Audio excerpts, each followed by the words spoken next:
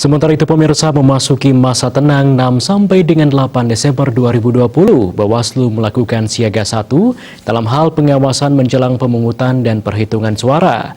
Seluruh tim jajaran pengawas mulai dikerahkan ke seluruh TPS. Hal itu dilakukan untuk memaksimalkan pengawasan dan juga mencegah segala bentuk dugaan pelanggaran yang bisa terjadi pada saat masa tenang hingga digelarnya pemungutan dan penghitungan suara.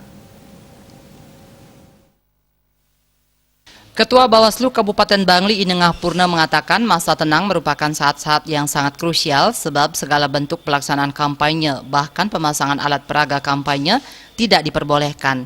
Jika dilihat dari pemilu sebelumnya, masa tenang sangat dikhawatirkan akan timbul pelanggaran.